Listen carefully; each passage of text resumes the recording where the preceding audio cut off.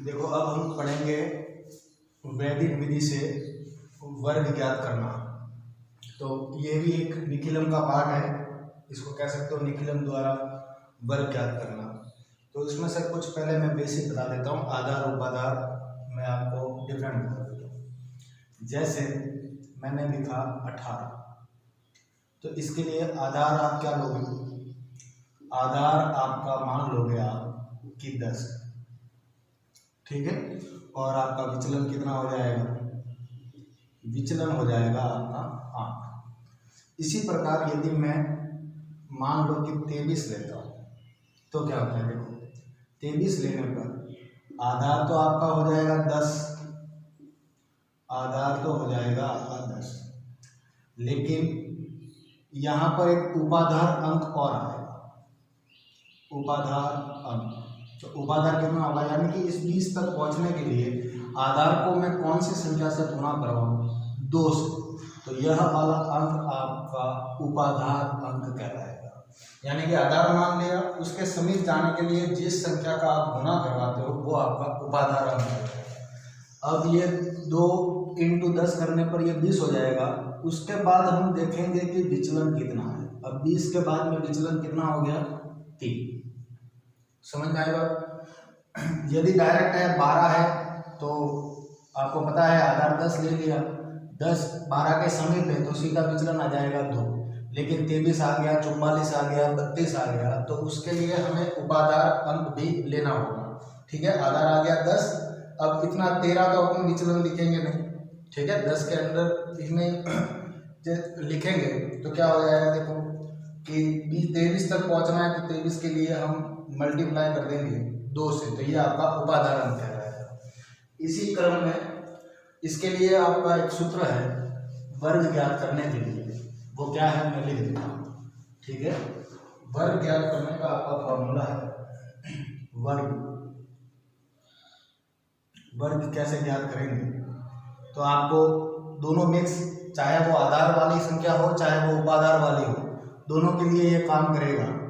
तो इसके लिए आपका सूत्र होगा उपाधार अंक इनटू संख्या प्लस विचलन। यदि विचलन माइनस का है तो माइनस लगाएंगे और प्लस का है तो प्लस लगाएंगे। विचलन और यहां पर लिखेंगे विचलन का स्क्वायर, ठीक है।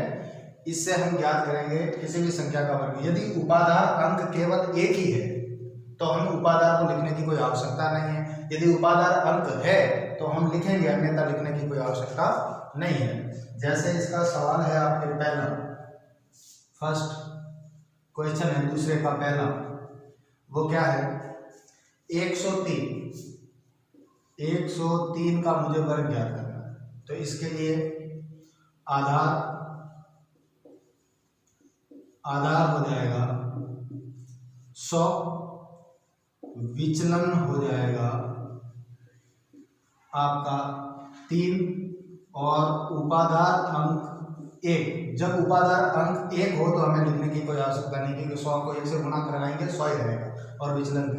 अब इस सभी मानों को यहाँ पर आप लिख दो, आपके पास में आ जाएगा उपाधार अंक कितना? 1। आप चाहो तो लिख सकते हो, नहीं लिखो तो कोई प्रॉब्लम नहीं है। और संख्या है आपकी 103 प्लस विचलन है 3, और यहाँ पर आ जाएगा विचलन का स्क्वायर, यानी कि केवल 3 नहीं, क्योंकि आधार हमने 100 माना है तो 2 डिजिट वाला, 2 डिजिट है तो यहाँ पर भी 2 अंक लेंगे और उसका स्क्वायर करेंगे, ठीक है। ये सिंगल है और यहाँ पर आधार आपका 100 है तो 2 लेना, यदि आधार आपका 1000 है तो 3 लेना, ठीक है। 103 और 3 कितना हो गया? 106। 106 को 1 से गुणा करवाएंगे, 106 और 3 का स्क्वायर कर देंगे तो आएगा आपका 0। अब जब आधार में पीछे 2 संख्या है तो यहाँ पर 2 के सेट जो है वो नीचे उतारने हैं, तो 0 9 ऐसा का ऐसा आपका नीचे आ जाएगा, और यहाँ पर 6 0 और 1 ये आपका आंसर, ठीक है। इसी क्रम में आपका दूसरा सवाल भी इसी प्रकार से है, उसको कैसे हल करेंगे? देखो इसी का दूसरा सवाल, दूसरा सवाल भी है इसी प्रकार से। 95 आपको दिया है, 95 का आपको वर्ग करना है। तो सूत्र है आपका उपाधार संख्या प्लस विचलन और विचलन का स्क्वायर। तो 95 के लिए आपका आधार हो गया 100 और विचलन हो गया, अब आधार से यदि कम है संख्या तो विचलन किस में आ जाएगा, माइनस में, यानी कि -5। उपाधार अंक है आपका 1, ठीक है। हल करेंगे, उपाधार 1 संख्या है आपकी 95 और विचलन है माइनस का, तो यहाँ माइनस के आ जाएंगे 5 और -5 का स्क्वायर।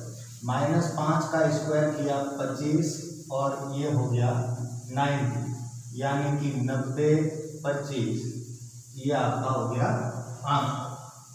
इसी प्रकार से आपका तीसरा सवाल, देखो तीसरा सवाल के अंदर क्या करना है आपको, सूत्र यही रखना है।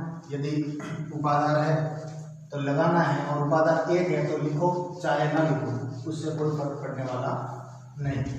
अब आपका अगला सवाल है, वो है 204 का स्क्वायर करना है। तो आधार आपका हो गया 100 और उपाधार अंक हो गया 200 के लिए 2, 100 को 2 से गुणा करवाएंगे 200, तो उपाधार ये हो गया और विचलन आपका हो जाएगा, विचलन कितना हो जाएगा 4।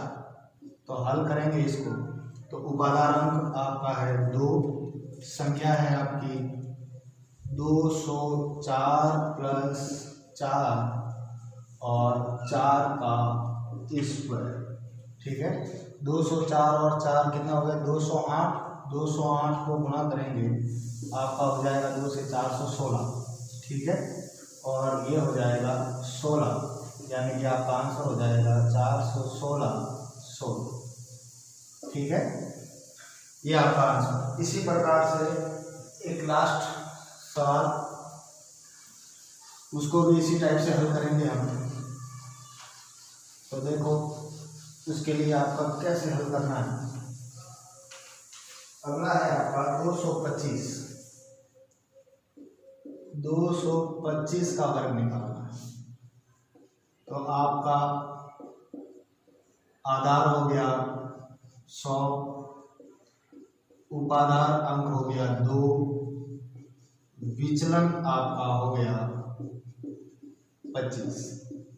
तो उपाधार 2 संख्या है 225 प्लस विचलन है 25 और 25 का वर्ग। 225 और 25 कितना हो गया 250, 250 को 2 से गुणा करेंगे, यह आपका हो जाएगा 500 और 25 का वर्ग करेंगे 625। अब आधार 100 है तो केवल 2 कोई अंक को नीचे लिखना है, यानी कि यहाँ से 2 अंक नीचे आ जाएगा और ये वाला अंक इधर चला जाएगा।